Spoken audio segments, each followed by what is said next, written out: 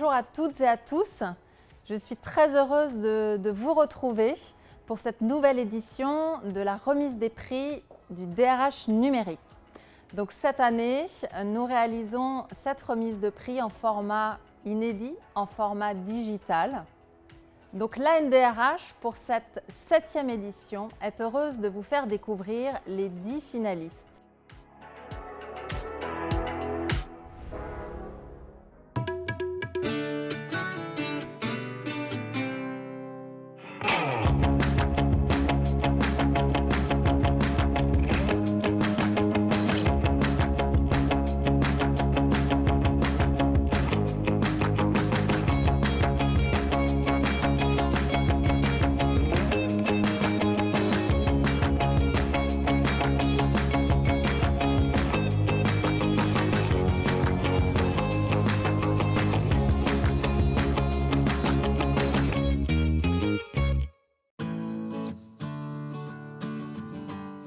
Bonjour à tous, je me présente, je suis Aurélie Lenné, DRH de Babylou. Babylou, c'est une entreprise qui est gestionnaire de crèches. Le projet qu'on vous présente aujourd'hui, c'est l'inclusion numérique.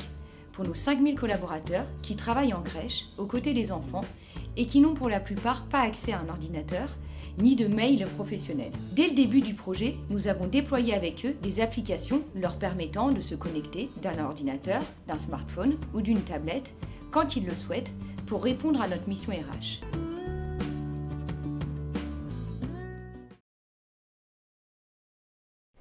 Bonjour, je suis très heureux et très fier de vous présenter les réalisations de Crédit Agricole Technologies et Services et de les partager avec vous au sein de notre communauté de la NDRH. Notre transformation, c'est quoi? C'est à la fois une transformation humaine et une transformation digitale. C'est pour la première fois en Europe une transformation qui fait basculer 100% de notre organisation de plus de 1500 personnes sur 17 sites en mode agile à l'échelle. Merci aux équipes de CA Technologies et Services, merci à vous les membres de la NDRH pour tenir, pousser et stimuler au quotidien ce réseau de DRH. Merci.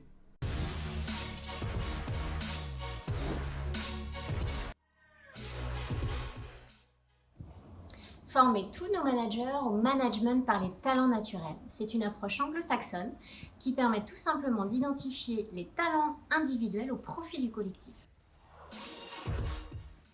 Le défi, transformer dans l'urgence une formation en présentiel sur des soft skills en 100% digital.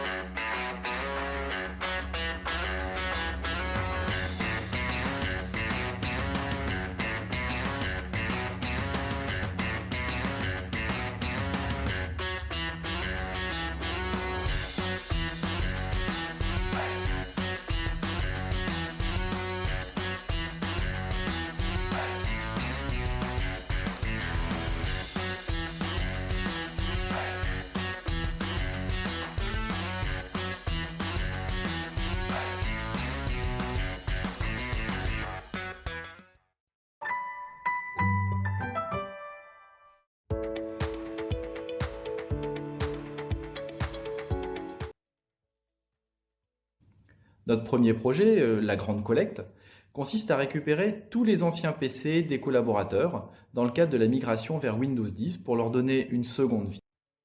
Le programme a déjà permis de collecter plus de 20 000 PC, de les réemployer ou réutiliser à plus de 90%.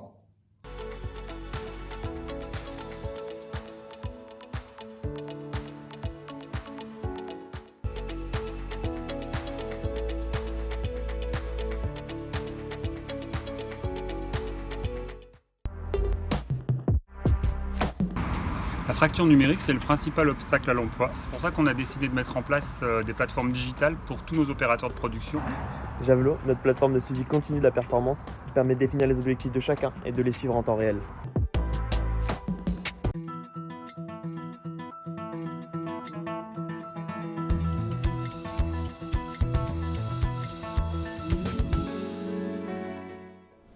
Nous avons un défi qui est celui du développement des compétences de nos collaborateurs et du maintien de leur employabilité.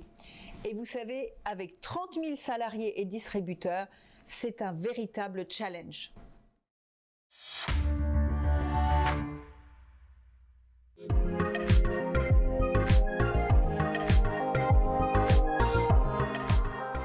Le prix du DRH numérique, depuis l'origine, avec les autres personnes de la Commission nationale qui avaient participé à sa création il y a plus de 7 ans, le prix est parfaitement en phase en fait, avec l'évolution de la profession et de ses enjeux. Et moi, je suis ravi cette année que le bureau ait décidé de réorienter, je dirais, un certain nombre d'axes en phase avec justement cette révolution. D'abord, il faut absolument innover. Donc le prix de l'innovation répond à cet enjeu majeur pour toutes les équipes. Il faut évidemment aussi rassembler. Donc le prix de l'inclusion numérique est absolument essentiel puisque aujourd'hui il s'agit d'utiliser tous ces nouveaux moyens pour fédérer, mobiliser l'ensemble des équipes. Il faut s'inscrire dans la durée. La RH, c'est le temps long. Et donc le développement durable, le respect de la RSE, le prix des RH Green, là aussi, est parfaitement en phase avec ces évolutions qui n'étaient pas des sujets il y a 7 ans.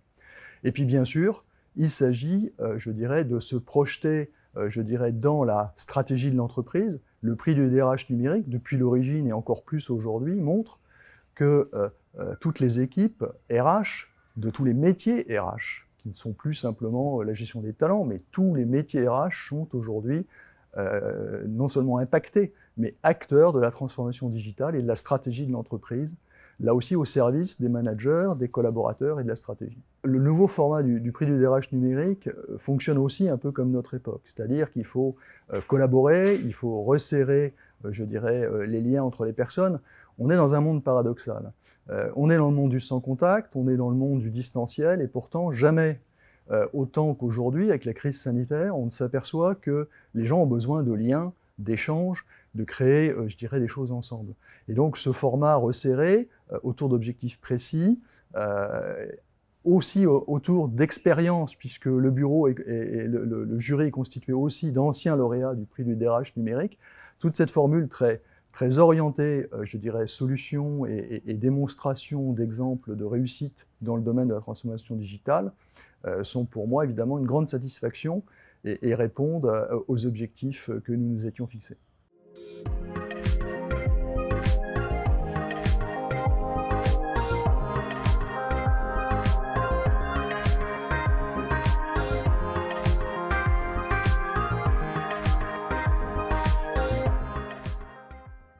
Bonjour à tous, donc bienvenue sur la remise du prix de l'innovation RH. Donc je suis heureuse d'accueillir Monsieur Powell de Baudet Software et Monsieur Thiollier de Synerlab.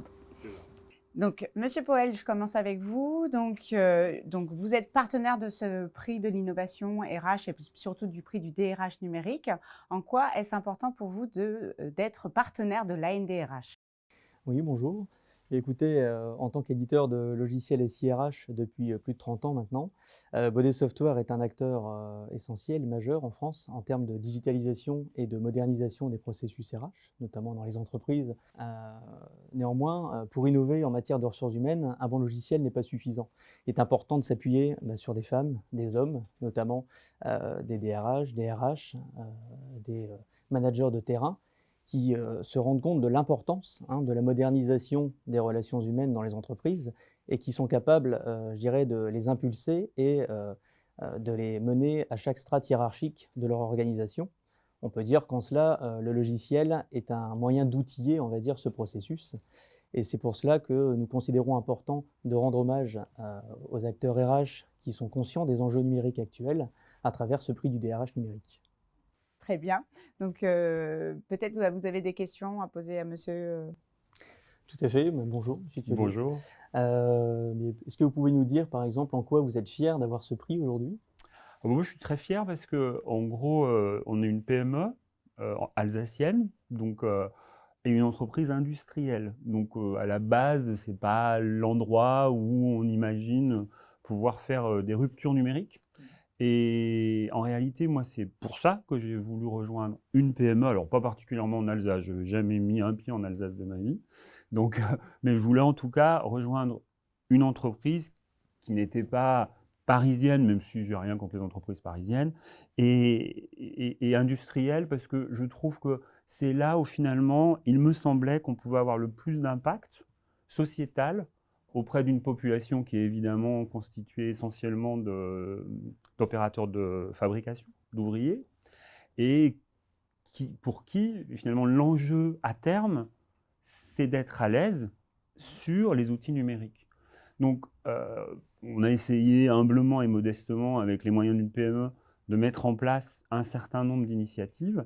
Et honnêtement, oui, je suis quand même, à titre personnel, mais surtout au nom de l'entreprise, extrêmement fier à un moment de se dire, voilà, j'ai fait ça, on a fait ça ensemble et ça marche. Alors, c'est loin d'être parfait, il y a plein de choses à améliorer, mais en tout cas, on y est allé et on est content d'avoir fait.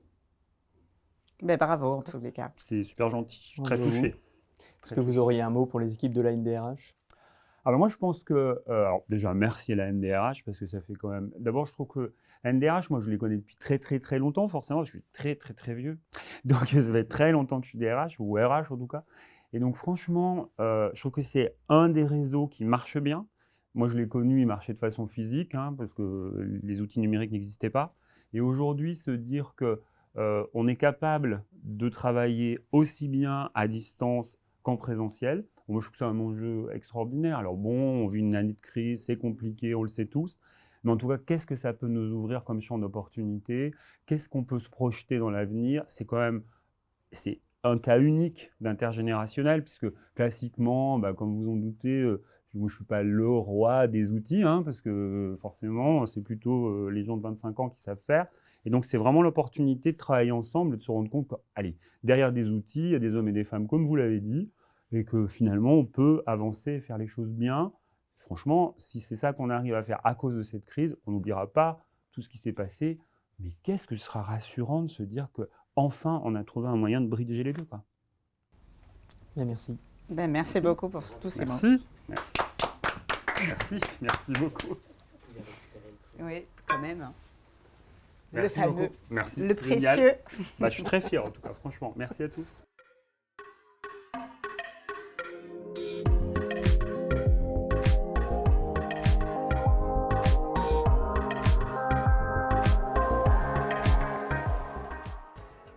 À mon tour de vous souhaiter la bienvenue au prix du DRH numérique. Je profite également de cette opportunité pour vous souhaiter une merveilleuse année 2021, riche en innovation RH. C'est l'occasion parfaite pour échanger avec Top Employeur et parler des tendances RH 2020.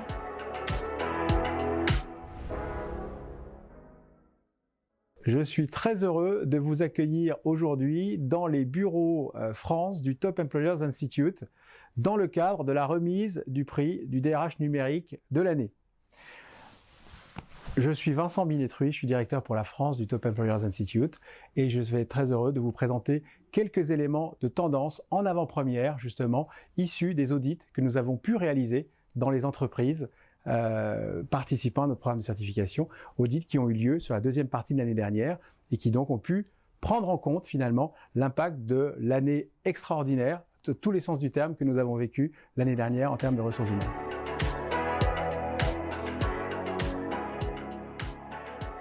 Alors, comme le Top Employers Institute est l'autorité internationale indépendante qui vise à auditer les pratiques, les process, les stratégies en matière de ressources humaines des entreprises, eh bien, ça nous offre un rôle unique sur le marché pour analyser les tendances en ressources humaines actuelles. Et typiquement, il y a quelques jours, nous avons annoncé que pour l'année 2021, nous avions près de 1700 entreprises qui étaient certifiées dans le monde et dans 120 pays. Donc c'est vrai que cette somme de data nous permet d'analyser toutes ces tendances qui font aujourd'hui le monde des ressources humaines.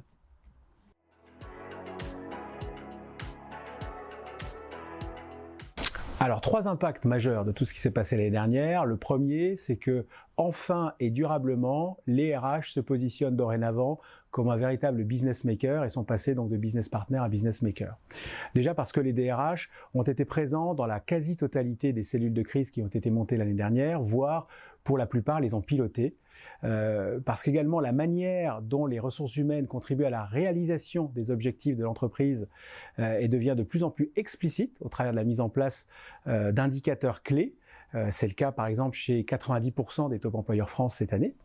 Et puis parce que la direction générale soutient activement l'ARH dans son rôle primordial justement dans la stratégie d'entreprise. Et c'est le cas par exemple chez 100% des top employeurs cette année, ce qui n'était pas le cas l'année dernière. Deuxième impact, les RH sont devenus clés dans l'accompagnement de la transformation des entreprises. Troisième impact concernant justement ce qui s'est passé l'année dernière sur les RH, c'est que ces dernières ont été fortement incitées à intensifier la mesure du climat social des équipes au travers d'un feedback collaborateur plus systématique. On parle évidemment à ce stade-là des Pulse Survey, de la réalisation de Pulse Survey, qui viennent compléter les résultats d'une enquête d'engagement, mais qui sont souvent beaucoup plus ciblés sur des thématiques et plus courtes. Et ça a été le cas, par exemple, chez les Top Employeurs France, chez pratiquement 60% qui l'ont fait l'année dernière, avec une très forte augmentation, puisque c'est une augmentation de 70% par rapport à l'année précédente. Alors sur ce point-là, très honnêtement, rien de bien révolutionnaire et de vraiment nouveau, plutôt une accélération de certaines tendances que nous avions pu constater ces dernières années. Je vous en citerai 3. La première, tout ce qui touche à la flexibilité et à la confiance, l'explosion du télétravail avec des rythmes parfois allant jusqu'à 4 voire 5 jours par semaine dans certaines conditions, ont permis de voir bien entendu tous les avantages du télétravail, mais ont permis également d'identifier les limites de ce télétravail et l'importance du lieu physique de travail que constituent les bureaux de l'entreprise, qui permettent de développer le lien social, qui permettent de développer la créativité des équipes et puis de capturer l'informel dans certains projets. On a bien vu à quel point c'était important. Deuxième point, la transparence et la communication. Il y a un véritable besoin croissant de la part des collaborateurs de sortir d'un mode de management parfois infantilisant. Oui, les collaborateurs sont capables d'entendre autre chose de la part de leur entreprise que des bonnes nouvelles. Aujourd'hui, le fait d'avoir une communication qui soit transparente en termes d'orientation stratégique de l'entreprise est devenu un point vraiment clé pour les collaborateurs. Aujourd'hui, 100% des top employeurs le font, mais surtout, le point clé, au-delà de cela, de la quantité d'informations, c'est bien la qualité de cette information. Il ne s'agit pas seulement de communiquer, mais de bien communiquer, de communiquer de façon pertinente. Et aujourd'hui, près de 70% des top employeurs France ont mis en place des éléments de mesure justement de la qualité et de la pertinence de leur communication. Une augmentation forte puisque 15% de plus par rapport à l'année dernière. Enfin, troisième point, la santé et le bien-être. Une fois encore, rien de nouveau, je n'étonnerai personne en parlant de cette thématique-là, mais c'est devenu d'autant plus important que les collaborateurs craignaient pour leur santé physique et que les entreprises, finalement, ont pris conscience au fur et à mesure de l'année dernière de l'importance, de l'impact que pouvait avoir justement ce contexte spécifique sur la santé psychologique de leurs collaborateurs.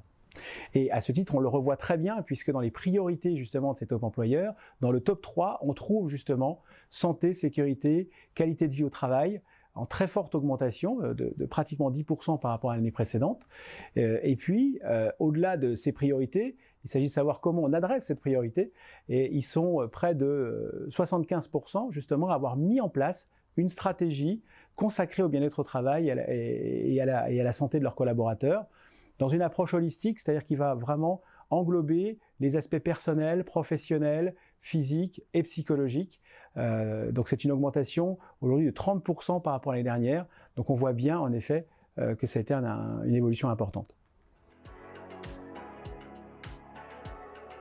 Alors en ce qui concerne plus particulièrement le numérique, on a en effet assisté encore une fois l'année dernière à un certain nombre de tendances prédominantes. La première, c'était tout le travail qui a été réalisé autour de la structuration de la donnée RH. On sait bien que depuis déjà quelques années, la problématique de la donnée RH n'est plus la quantité, mais la qualité de cette donnée. Et donc, il y a eu un gros effort qui a été réalisé de la part des top employeurs l'année dernière. Et aujourd'hui, ils sont 64%, soit une augmentation de 60%, à justement avoir investi dans la mise à disposition d'indicateurs RH facilement accessibles et modélisables pour notamment le corps managérial. Le deuxième élément concernait le fait de pouvoir autonomiser les managers et les collaborateurs davantage pour permettre de dégager du temps aux équipes RH pour gérer des sujets plus opérationnels et puis également dégager du temps pour traiter des sujets et des projets stratégiques qui ont pu être parfois mis de côté à certains moments l'année dernière. Et pour ce faire, ce sont par exemple, pour les deux exemples concrets, la mise à disposition beaucoup plus massive de plateformes en libre service pour les collaborateurs pour accéder à l'essentiel des services RH. On est aujourd'hui sur des chiffres assez importants, la plupart des top employeurs font ça. Et puis d'aider les managers dans leur prise de décision en matière de ressources humaines, notamment en leur fournissant davantage de tableaux de bord que par le passé. Et là, c'est une augmentation de 20% par rapport à l'année précédente. Donc on voit que c'est quelque chose d'important. Troisième élément concernant le numérique, touche l'amélioration de l'expérience collaborateur. Pas tant sur l'intégration, où les chiffres sont plutôt stables sur l'utilisation de plateformes d'intégration. Il est évident qu'intégrer un collaborateur à distance est d'autant plus difficile et nécessite d'autant plus d'avoir ce type d'outils à disposition. Mais ce type d'outil a été plus utilisé l'année dernière, notamment sur des périodes de pré-intégration, afin de permettre à un collaborateur d'avoir déjà presque un pied dans l'entreprise avant même contractuellement d'être présent, mais de pouvoir déjà prendre toute la teneur de ce qui allait l'attendre. Et là, on est sur une augmentation par rapport aux années précédentes de 15%. Et puis, un essor du digital learning évidemment important qui permet aujourd'hui d'avoir des plateformes avec des bibliothèques de contenu de différentes natures, de différents types, accessibles pour pratiquement la totalité aujourd'hui des top employeurs. Enfin, dernier point en ce qui concerne le numérique, c'est la mise à disposition d'outils digitaux. Je crois qu'on y a tous été confrontés l'année dernière, à des outils tels que Teams, tels que Zoom, etc., dans une optique d'améliorer la collaboration entre les collaborateurs. Et là, une augmentation très forte, tout le monde sans doute, puisqu'on est globalement à une augmentation de 20% par rapport à l'année dernière. Alors, à quoi ressemblera le monde du travail de demain? Question pas simple, on entend beaucoup parler un peu partout et tout le monde s'exprime à ce sujet-là. Je vais essayer de vous donner un éclairage en 3 points. Le premier, un point qui va devenir essentiel, c'est de préparer demain en adoptant une démarche responsable pour répondre aux attentes des différentes parties prenantes de l'entreprise que sont les clients, les collaborateurs, les investisseurs. On assiste évidemment au développement des entreprises à mission ou à défaut d'entreprises qui définissent une raison d'être. Et puis on voit bien également qu'il va y avoir une nécessité d'intégrer de plus en plus l'impact social et environnemental dans la prise de décision. Pourquoi? Parce que tout simplement, c'est considéré comme de plus en plus crucial pour assurer le succès, la rentabilité et la pérennité de l'entreprise. Si on donne un chiffre pour les top employeurs, on est aujourd'hui à pratiquement 90% des top employeurs qui intègrent ces critères-là dans leur prise de décision. Le deuxième élément dans le monde du travail de demain, c'est de considérer le lieu physique de travail comme un lieu de collaboration et d'apprentissage collectif.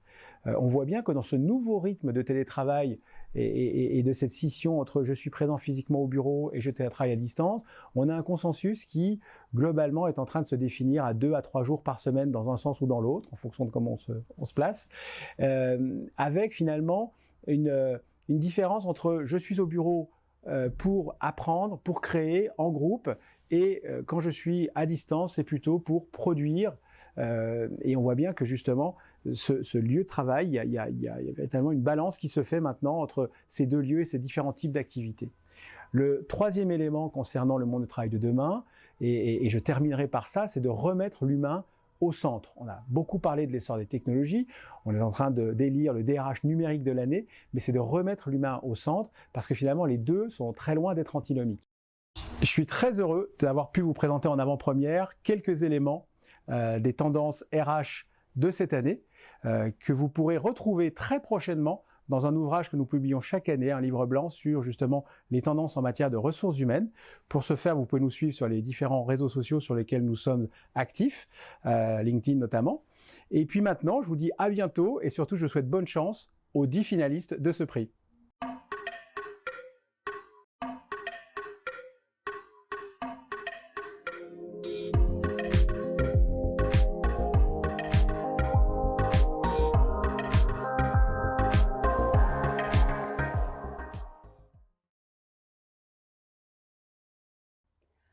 Bonjour, je suis très heureuse de vous accueillir ici pour remettre le prix de l'inclusion numérique, thématique qui nous est très chère au sein de l'association, au sein de la NDRH. Bonjour. Bonjour. Et merci pour votre accueil. Merci beaucoup, effectivement, pour votre accueil et cette manifestation. En quoi, Monsieur Guatta, vous êtes particulièrement fier d'être partenaire sur cette remise de prix?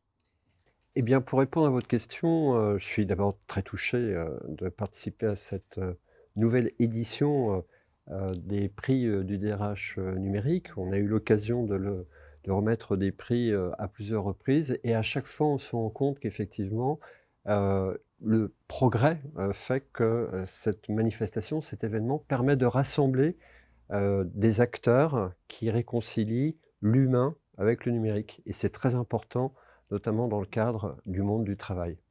Merci. Et donc, Monsieur Aubin, nous sommes très fiers de vous remettre ce prix. Expliquez-nous un petit peu de quoi il s'agit. Eh ben, merci effectivement, je suis très honoré de recevoir ce prix de l'inclusion numérique de la NDRH au nom de la région Île-de-France, du Conseil régional d'Île-de-France.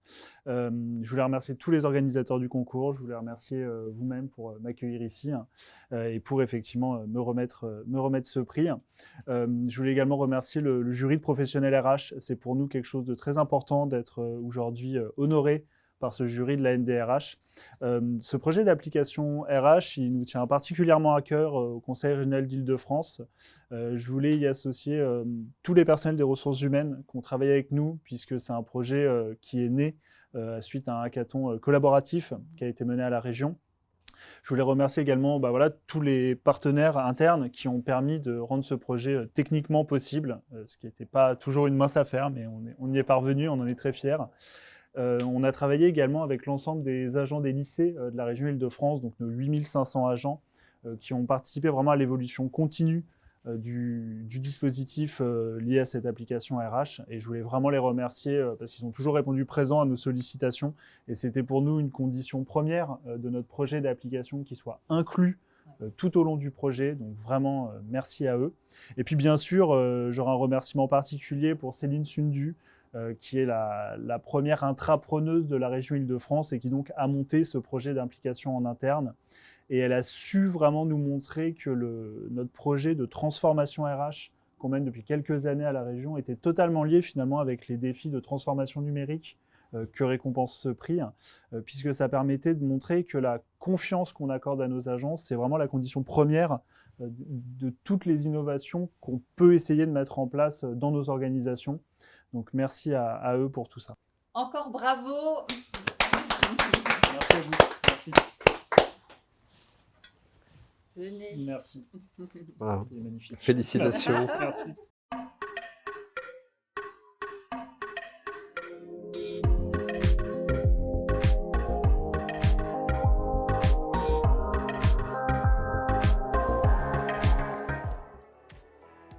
L'intelligence artificielle prend de plus en plus de place dans le quotidien des acteurs des ressources humaines. Mais quel est l'impact de l'IA par rapport à la qualité de la vie au travail? Prenons le temps d'écouter Global Watch sur cette question.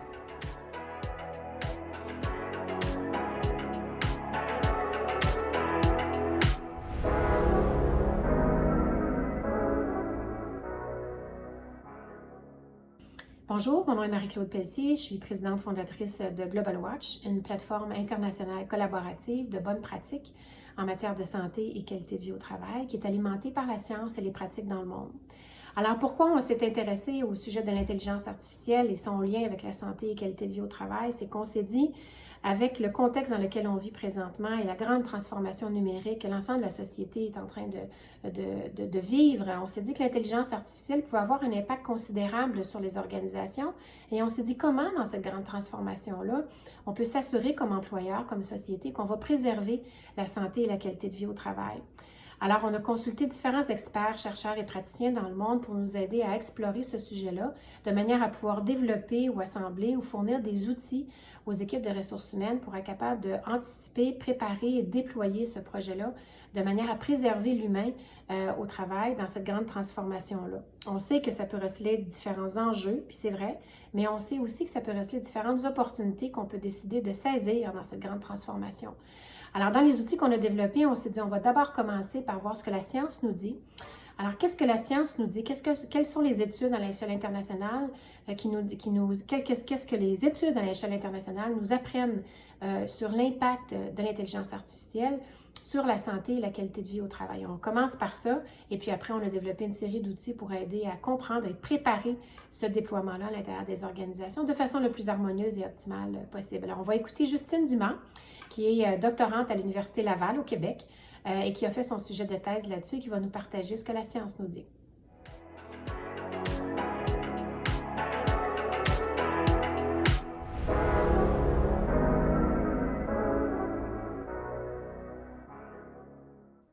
L'état des connaissances scientifiques actuelles nous permettent de savoir, du moins de supposer, que l'IA est susceptible d'avoir cet effet négatif sur les travailleurs.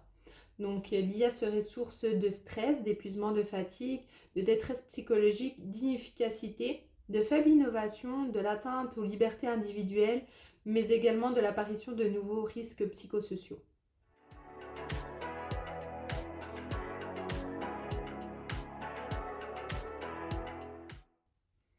A contrario, cette recension de la littérature nous a permis également d'identifier 8 effets positifs que l'IA pourrait avoir sur les travailleurs. Donc l'IA permettrait donc par exemple de libérer les travailleurs des tâches fastidieuses et sans valeur ajoutée, mais également d'augmenter leur capacité, de favoriser leur autonomie, leur engagement, leur satisfaction au travail ou encore la rétention, mais aussi d'améliorer la santé et la sécurité au travail, ainsi que de favoriser l'inclusion et la diversité des travailleurs.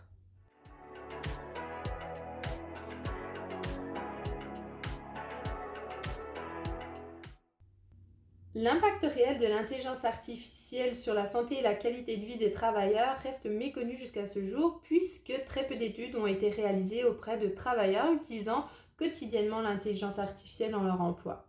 Il existe donc 2 façons de percevoir l'impact de l'IA, donc soit de manière optimiste, soit de manière pessimiste, sans pour autant savoir de manière factuelle qu'est-ce qui correspond le plus à la réalité. Cela génère donc, de par ce manque d'informations, une peur irrationnelle chez les individus qui ne cessent d'être alimentés par la science-fiction, alors que l'humain est essentiel plus que jamais dans cette nouvelle ère, notamment pour apprendre à ces machines à réaliser certaines tâches, mais également pour collaborer avec elles.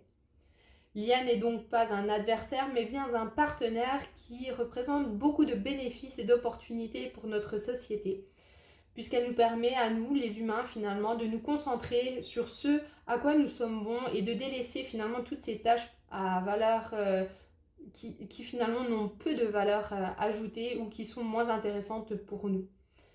Il est donc nécessaire de démystifier ce qu'est l'IA, ce que fait l'IA, mais également les fausses croyances qui l'entourent.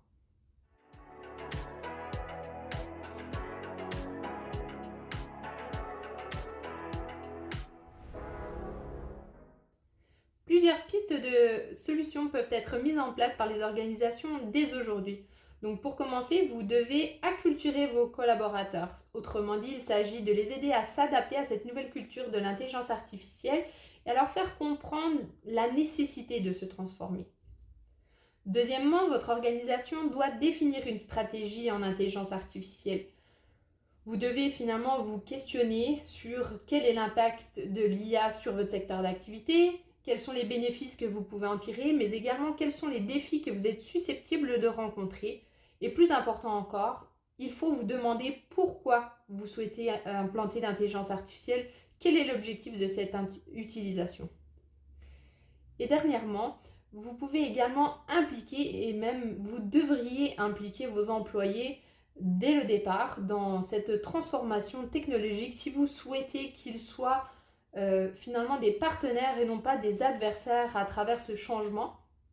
En effet, puisque la littérature, telle que la littérature nous le rappelle, L'humain est très difficile à changer. Il possède plusieurs mécanismes naturels qui lui permettent d'échapper à tout ce qui est plus compliqué et moins confortable pour lui. Mais elle nous rappelle également qu'il possède une grande capacité d'adaptation et c'est de votre responsabilité en tant qu'organisation de les amener justement à devenir des acteurs importants et utiles de ce changement technologique.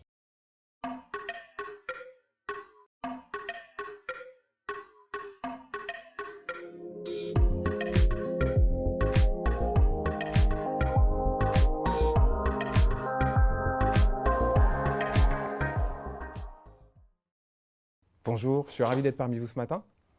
Ma première impression est que nous allons passer un moment extrêmement agréable parce que je crois que nous remettrons un prix. Et je voudrais, pour introduire notre échange, vous confirmer ma volonté d'avoir accompagné ce travail auprès de la NDRH sur le jury. Parce qu'il me semble que le travail d'un jury, c'est d'abord apprendre énormément de choses au travers des projets qui nous ont été présentés. Et c'est aussi une volonté pour ma part de mettre une idée, une équipe, un concept en valeur. Et le concept que nous allons mettre en valeur ce matin, il me semble extrêmement important pour plein de raisons que nous allons peut-être développer. Ensuite, je voudrais adresser un message tout particulier au travail que vous avez accompli, monsieur, puisque plus que repartir dans cette nouvelle économie, vous avez fait un travail qui m'a semblé absolument essentiel au niveau citoyen, c'est répartir le travail, répartir les valeurs des choses, répartir les attentions qu'on peut avoir les uns sur les autres. Et au travers de la démarche Green que vous avez mise en place, qu'on va dévoiler, il y a aussi un énorme travail sur la répartition de l'humanité au sein de votre équipe et au sein de vos partenaires. Donc pour ça a été extrêmement impressionnant, voire même beaucoup d'émotions quand moi j'ai assisté à votre présentation. Et je serais curieux de savoir pourquoi Marie-Céline, en tant que partenaire, vous avez choisi d'accompagner cette remise de prix en particulier avec la NDRH. Edenred est aussi le partenaire des DRH, donc c'est tout à fait naturel de s'associer à ce prix. J'ai une conviction très forte, c'est que les entreprises, elles ont un pouvoir majeur pour faire face aux enjeux environnementaux et sociétaux que nous avons à franchir. Elles disposent de deux super pouvoirs, le pouvoir économique, le pouvoir de l'argent, et également la richesse, la créativité des hommes qui composent cette entreprise. Et cette association fait de merveilleux projets. Les entreprises doivent s'engager, et donc c'est pour ça que je suis présente aujourd'hui pour ce prix. Merci déjà de ces premiers mots. Je suis très très heureux évidemment d'être avec vous. Et vous savez, chez SNCF, on a la chance d'exploiter le train, qui est quand même un des modes de transport finalement les moins carbonés, en tout cas un des moins carbonés pour les transports collectifs. Et ça nous challenge et ça nous oblige, parce que s'il l'est nativement, il faut qu'on soit attentif à tout ce que l'on peut faire, tout ce que l'on met en œuvre pour le produire. Et quand on est dans le numérique, comme moi, c'est formidable, hein. On peut faciliter la vie des gens, des agents, améliorer la sécurité, la performance, mais on a aussi un petit impact non nul sur l'environnement. Et donc, c'est important qu'on le prenne en charge, en main, hein, qu'on s'en empare. Et ce qu'on a décidé de mettre en œuvre maintenant il y a quelques années pour avoir un numérique performant, évidemment, mais aussi solidaire, responsable, et puis, je dirais humain, enfin, si on le met dedans, mais vraiment c'est important pour nous. Donc le projet sur lequel qu'on vous a présenté et qui nous rend heureux aujourd'hui, c'est vraiment, on l'appelait la grande collecte, hein, et c'est un peu ça, c'est-à-dire que ça permet de mobiliser des centaines de collaborateurs sur tout le territoire pour collecter nos anciens PC. Et puis, plutôt que payer pour les déconstruire ou les mettre au rebut, 90% d'entre eux aujourd'hui sont réemployés, où on a réutilisé les pièces en les remettant dans l'économie circulaire. Et ça a permis aussi à notre partenaire Olin de créer 14 emplois pour des personnes en situation de handicap. Donc c'est vraiment pour nous la preuve, hein, comme vous le disiez, avec des idées et un peu de moyens, qu'on arrive à concilier l'économie, l'environnement et le social. Donc on est vraiment très heureux de ce prix, parce qu'il récompense la direction dans laquelle on va. Alors évidemment, on travaille sur la seconde vie de nos matériels, mais au-delà, évidemment. Et puis je suis d'autant plus heureux, ça nous a rechallengé, puis redonné de nouvelles idées, notamment l'idée d'ouvrir finalement ce système avec une plateforme externe pour d'autres entreprises qui souhaiteraient nous rejoindre pour le faire et on en a parlé. Donc voilà, donc vraiment un grand merci pour ce prix qui vraiment est le prix des équipes, hein, mais qui va apporter beaucoup de joie et de fierté. Puis merci à l'ANDRH parce que ça nous permet de mettre en lumière ce que l'on fait et puis c'est toujours plus engagé pour un numérique responsable, durable et solidaire. Plus qu'un prix, c'est la valeur de votre démarche avec cette approche holistique, cette approche systémique des choses. Est-ce que vous pourriez nous ajouter un mot sur quelque chose d'extrêmement important dans ce concept global, sur le fait d'avoir créé des emplois auprès de personnes handicapées? Là, c'est vraiment répartir pour mieux repartir et sans faire de jeu de mots sur le travail de la SNCF au quotidien pour faire partir des trains. Cette valeur-là, elle dépasse bien le prix qu'on va vous remettre ce matin. Qu'est-ce qui a motivé ou qu'est-ce qui a déclenché cette réflexion sur ce travail auprès de personnes handicapées? C'est dans notre ADN, enfin, c'est facile comme réponse, mais réellement c'est ça. Vous savez, la plupart des collaborateurs qui choisissent de nous rejoindre, ils ont quand même des valeurs de service public, de bien collectif. Hein, et finalement, depuis toujours, on a à cœur de prendre en compte les plus fragiles. Hein, en anecdote, mais quand je suis entré chez SNCF, on me disait il faut aussi s'occuper de la petite mamie parce qu'elle n'a pas Internet. Donc ça fait vraiment partie de notre ADN. Donc finalement, ça s'impose naturellement et c'est vraiment une grande joie pour le coup d'être, de pouvoir être dans cet écosystème hein, qui le prend en compte de manière assez naturelle.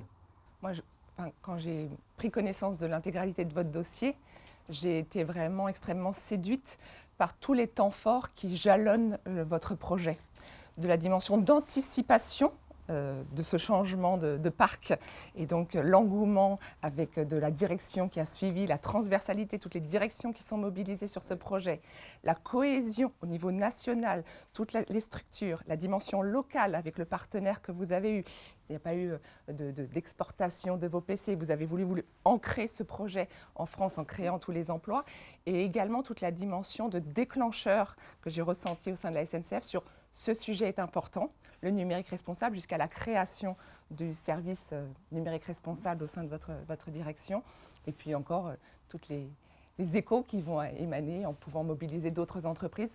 Donc je trouve vraiment très fort ce projet sur tous ces temps forts et ces succès qui, manifestement, en plus, nous en sommes qu'au début. Oui, merci beaucoup. Tous ces encouragements. Marie-Céline et moi allons vous remettre un prix, mais nous avons une question à vous poser. Allez-vous accepter Edenred et le groupe Sony sur cette plateforme externe mais avec grand plaisir.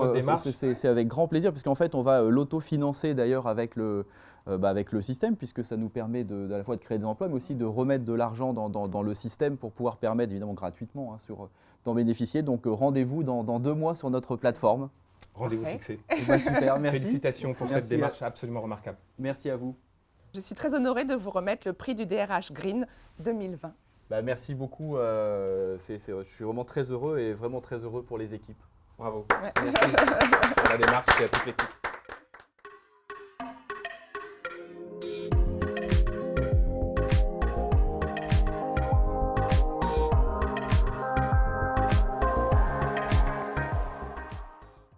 Être jury du DRH numérique, c'est avant tout soutenir et valoriser un métier.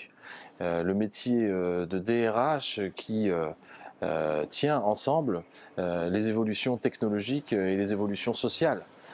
Cette coévolution qui devrait être recherchée dans tout projet est particulièrement importante dans la période que nous vivons, dans le contexte de vague numérique que nous connaissons et les accélérations, les reconfigurations organisationnelles que nous connaissons.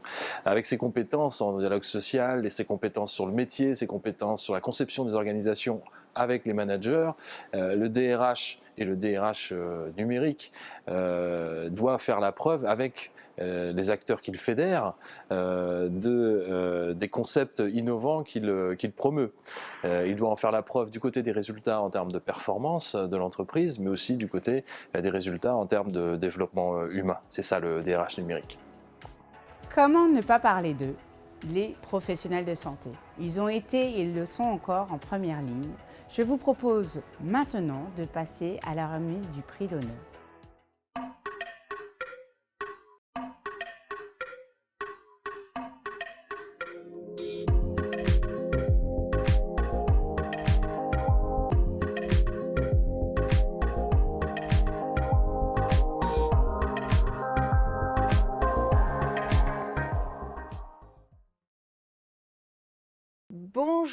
tout le monde. Bonjour. Donc, je suis très heureuse de remettre le prix face au Covid. Et Jean-Stéphane, je te propose de commencer. Merci, je suis ravi d'être là. Vraiment, c'est un grand honneur de pouvoir participer à ce prix. D'une part, parce que c'est un prix d'habitude qui combine digital, numérique et DRH. Mais là, en plus, ce prix d'honneur, c'est associer tous les métiers, tous les professionnels de la santé qui ont été en première ligne pendant cette crise pour aider l'ensemble des Français. Et donc, c'est très motivant pour les 700 collaborateurs de Talentsoft. Donc, pour moi, c'est un grand honneur d'être là. Et Sophie, en quoi est-ce légitime pour toi de remercier l'ensemble de la fonction RH et les professionnels de la santé? Donc, les professionnels de santé ont été fortement mobilisés pendant cette période, bousculés dans leurs habitudes, dans leurs pratiques quotidiennes. Et ils ont été présents, plus que présents, faisant sauter la législation du temps de travail, faisant sauter les verrous aussi de l'hygiène hospitalière, puisque il est important de rappeler qu'on n'avait pas toutes les conditions de protection individuelle au tout début de la crise, et leur implication forte venait dans un contexte déjà qui était compliqué, puisque il y avait eu des mouvements de grève juste avant, et malgré tout, malgré des conditions de travail qui étaient déjà compliquées, ils ont été là, fortement mobilisés. Donc ça me paraît effectivement légitime de les remercier. Ils ont sauvé des vies, ils ont perdu des vies également. Donc pour toutes ces raisons qui touchent à nos valeurs d'être humain, ça me paraît très important de les remercier aujourd'hui. Merci Sophie. Et Patricia, tu vas incarner les DRH de la fonction hospitalière, étant toi-même DRH d'un établissement de santé. Donc peut-être que tu peux partager avec nous quelques mots. Oui, alors donc je suis DRH d'un hôpital à Lyon, d'un hôpital gériatrique, l'hôpital de Fourvière. C'est une petite PME, puisqu'on est un hôpital indépendant, on est une association. Et c'est vrai que pendant cette période, ça a été très compliqué pour nous, comme l'a dit Sophie. Et du coup, ça me fait très plaisir. Je suis émue de recevoir ce prix parce que on a effectivement, pour moi, c'est une reconnaissance de ce qu'on a fait pendant toute cette période. Alors, c'est la reconnaissance de nos pairs, les DRH, les gens de la fonction RH, pour moi, mais aussi pour mon équipe, hein, parce que je ne suis pas toute seule et puis pour tous les autres DRH. C'est aussi une reconnaissance du travail accompli pendant toute cette période qui était difficile et qui est longue aussi, qui n'est toujours pas finie. C'est aussi une reconnaissance de la façon dont on a pu, de l'agilité dont on a pu faire preuve, de la façon dont on a organisé différemment notre travail, organisé aussi le travail des administratifs, parce que dans un hôpital, il y a tous les soignants, mais il y a aussi tous les administratifs, les rééducateurs, etc. Et puis bien sûr, il y a les soignants qu'on a continué à accompagner et qu'eux, ils ne pouvaient absolument pas être en télétravail, donc c'était compliqué. Et quand on est DRH d'un hôpital, enfin au service RH d'un hôpital, parce que c'est mon équipe et moi, on est à la fois RH, mais on est aussi assistante sociale, on est aussi psychologue, on est beaucoup dans l'écoute et l'accompagnement des soignants. Donc c'est vrai que c'était important d'être là avec eux. Et puis comme tu as dit, c'est une reconnaissance aussi des DRH du monde de la santé et du monde de la santé en général, parce qu'on était parfois un peu critiqués sur nos fonctionnements et nos habitudes peut-être. Et vraiment, moi, je suis très fière de représenter ce monde des DRH, qui soient DRH de la santé publique, privée ou associatif, parce qu'on est tous, je pense, dans le même bateau. Et juste, je voudrais dire que je pense que cette pandémie, je pense que ça a encore renforcé le sens de notre travail de DRH. Merci Patricia. Et Jean-Stéphane, on se demandait comment le numérique pouvait apporter plus de valeur ajoutée dans notre métier. Mais comme le disait Patricia, c'est vrai qu'il y a une accélération peut-être de cette période pour justement donner un coup de pouce aux professionnels de santé et à ces organisations pour aller vers le numérique et pour aider que ça soit pour recruter plus facilement sur des métiers qui parfois sont pénuriques, que ça soit aussi pour aider toutes les fonctions administratives, donc les contrats, de telle façon à donner de l'agilité finalement à l'ensemble des équipes, soignants ou administratifs, et que ce soit pour la formation, parce que la formation est un budget très important, je pense, pour notamment une organisation comme la vôtre en hôpital. Et donc, Talentsoft, dans le numérique, peut apporter, que ce soit sur le lieu de travail ou à distance, la formation nécessaire pour des métiers qui sont constamment en renouvellement, puisque les techniques évoluent aussi constamment. Donc, il y a un certain retard que le monde hospitalier notamment a eu, moins de budget peut-être lié à cela, et je pense qu'on peut vraiment apporter un soutien aux DRH, aux équipes administratives, de telle façon aussi à améliorer une qualité de vie au travail qui est si importante. Vous parliez du sens, c'est ce qui soutient toutes ces équipes, mais je pense que le numérique et notamment Talentsoft peut apporter là-dessus. On a beaucoup de clients qui sont des hôpitaux, on a des sociétés comme Corian que l'on accompagne de très près, et je pense vraiment, si on sort par le haut de cette période Covid, que ça pourra donner un coup d'accélération vers cette numérisation. Merci. J'avais une question complémentaire. Donc nous, à la NDRH, nous accompagnons au quotidien et encore plus pendant cette période de crise nos adhérents. Comment, de ton côté, tu as pu accompagner tes professionnels de santé ? La première des choses, ça a été de communiquer auprès des professionnels de santé parce que dès le départ, on a, au niveau de la DRH, senti beaucoup d'angoisse de nos professionnels, étonnamment angoisse du corps médical, mais justifiée parce qu'ils avaient en fait anticipé les problématiques que nous, on n'avait pas encore bien senties. À la suite de cette communication, ça a été aussi la mise en place de formes un peu différentes de travail. Ce qui était très intéressant, ça a été notre obligation à mettre en place du télétravail, surtout pour les fonctions administratives qui le permettaient, pour éviter les transports, pour éviter la contamination dans les équipes. Donc on était très en retard sur le télétravail. On a poussé de manière très, très importante sur cet outil. On a mis aussi en place des systèmes de garde pour les enfants du personnel. Ça, c'était aussi pour leur permettre de venir travailler important. Donc on a une convention avec une société qui prenait en charge les enfants. On a maintenu la crèche, évidemment, hospitalière. Voilà, donc beaucoup d'informations sur leur position statutaire et un rôle très important aussi de la médecine du travail qui a beaucoup rassuré les équipes au moment de la maladie et puis au retour au travail. Et puis on a proposé aussi des tests RT-PCR, de la sérologie, voilà, plusieurs dispositifs qui ont permis de rassurer, je crois que c'était important, la fonction RH, de rassurer nos professionnels. Merci. Alors maintenant, je suis vraiment très heureuse de te remettre le prix d'honneur face au Covid. Merci. Au nom de la NDRH, merci Patricia. Merci. Merci beaucoup.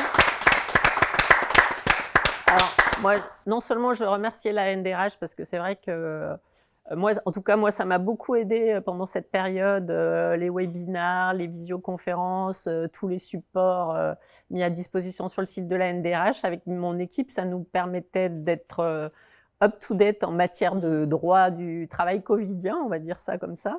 Et du coup, c'était très important. Et puis, je voulais aussi remercier mon équipe parce que c'est que des filles, hein. Elles sont super et que vraiment, il y a une très bonne ambiance dans cette équipe. Et je crois que c'est ce qui nous permet dans la durée d'être toujours performante. On a le sens de l'humour et quelquefois, il nous est arrivé de rire de choses qui n'étaient vraiment pas drôles, mais ça nous faisait beaucoup de bien. Donc, en tout cas, je voulais les remercier parce qu'elles sont vraiment super. Voilà.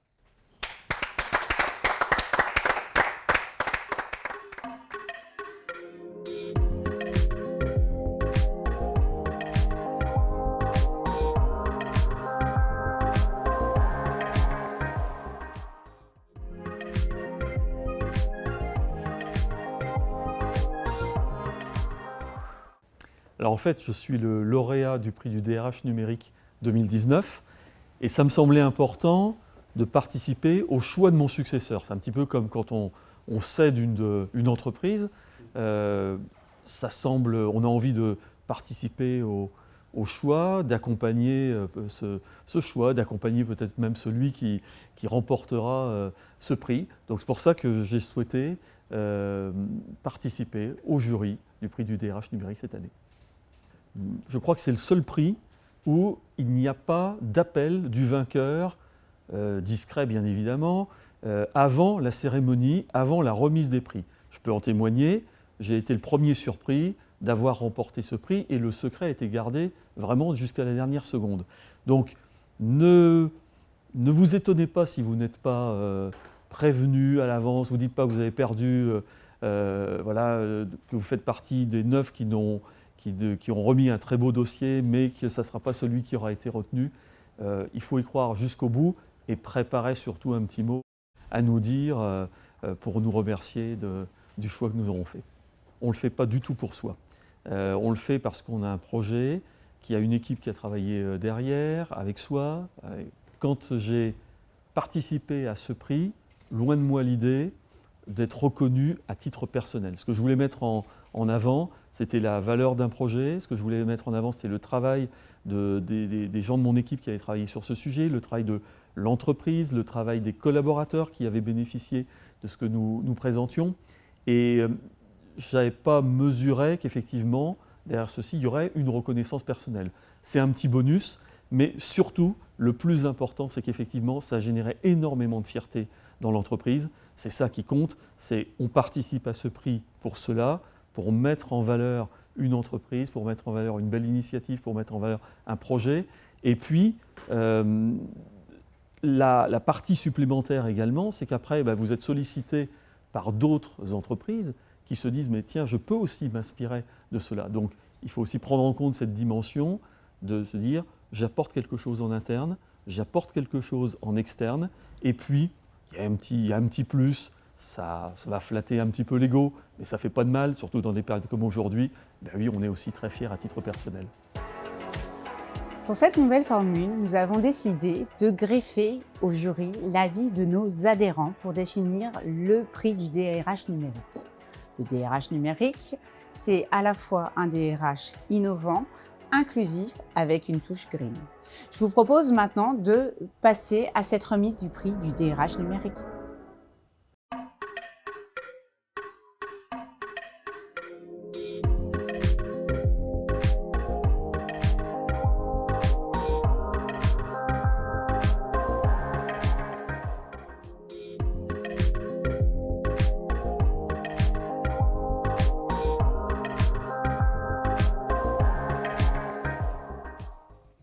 Alors le numérique, c'est un sujet qui me tient à cœur, qui est extrêmement d'actualité, qui nous emmène tous, qui emmène les entreprises.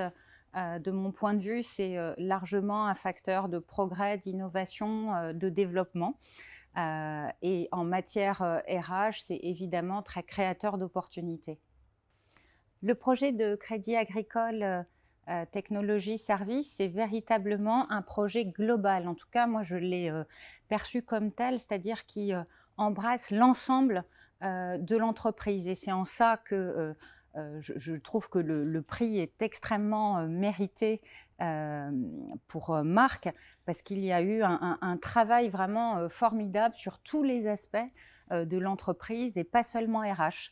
Il y a eu beaucoup de créativité, y compris une marque en fait, de créer des modes de management qui ont changé, évidemment des systèmes d'information qui ont été modifiés, mais véritablement ce qui est intéressant, c'est que le projet a été vu comme un projet global et pas seulement comme un projet techno, ce qui aurait pu être le cas, ou comme seulement un projet RH, mais véritablement, ça a consisté, de mon point de vue, à repenser l'ensemble de l'organisation au service du client.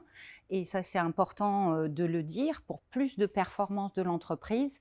Et c'est en cela, je trouve que ce prix véritablement est mérité et très largement par par vos équipes, Marc. Lise, est-ce que vous pouvez nous dire en quoi cette dimension numérique est inspirante pour vous? Alors, en tant que DRH d'une structure numérique, ce qui est très intéressant dans la participation d'un jury, c'est de pouvoir échanger avec mes pairs, de pouvoir creuser des dossiers en découvrant les contraintes, en découvrant les atouts, les limites des différentes structures, de leur environnement, de leur contexte, et de pouvoir m'inspirer, moi, dans mon job, et comprendre les enseignements et ce qui n'a évidemment pas fonctionné pour éviter de le reproduire. Alors c'est vrai que là j'ai la chance d'échanger à double titre, celui de DRH du numérique, dans le secteur du numérique, et celui de partenaire aussi, puisque nous, en tant que Figaro Classifieds, accompagne ses clients dans ses recrutements par différentes solutions, médias, services, cadre emploi, Figaro recruteur. Et ce qui importe tant nos clients que moi dans ma fonction, c'est la performance des recrutements, c'est la qualité des candidats. Et c'est vrai que tout ce qui est programmatique, par exemple Golden Bees est un de nos services, permet justement d'avoir une acquisition de candidatures beaucoup plus précise, beaucoup plus qualifiée, de façon à ce que nous, DRH, on gagne du temps et donc on ait une valeur ajoutée beaucoup plus humaine, créer beaucoup plus de liens avec ses candidats, avec ses futurs collaborateurs, gagner en proximité et permettre aux équipes RH de dédier ce temps-là aux personnes plus qu'au temps passé à faire le sourcing et autres opérations de recrutement. Bravo Marc encore, on est très fiers que vous ayez pu mener à bien ce très beau projet. Merci beaucoup. Toutes mes félicitations pour votre capacité à incarner au nom de vos équipes, au nom de votre entreprise, la qualité de ce projet. Merci beaucoup. Je suis très fier de recevoir ce prix pour le groupe Crédit Agricole déjà et pour ses 140 000 collaborateurs. Je crois que c'est la première fois que l'on est récipiendaire de ce type de distinction et pour un groupe qui sait faire grandir ses talents, pour des équipes RH qui sont très engagées et pour des dirigeants qui ont fait le choix assez courageux de placer la technologie dans une logique d'être amplifiée par la responsabilisation humaine. Je suis très fier pour les collaboratrices et les collaborateurs de cette technologie et services surtout. C'est l'occasion de les mettre en avant et de les remercier. Au début du projet, ils nous ont fait confiance pour transformer et passer à l'agile, à l'échelle, toute une entreprise de plus de 1600 personnes. Et ils l'ont fait dans un seul but, c'était d'accélérer la transformation digitale et de fournir les meilleures solutions technologiques à nos clients. Et puis, je suis surtout très fier à titre personnel par rapport à la confiance que cela renvoie de dirigeants, de collègues d'un comité de direction, de managers, et puis surtout de mon équipe très proche qui s'est engagée et qui se dépasse toujours pour réinventer ses pratiques. Donc, quand vous bossez avec ce type d'équipe, ça vous stimule au quotidien et c'est vraiment leur prix. Merci beaucoup.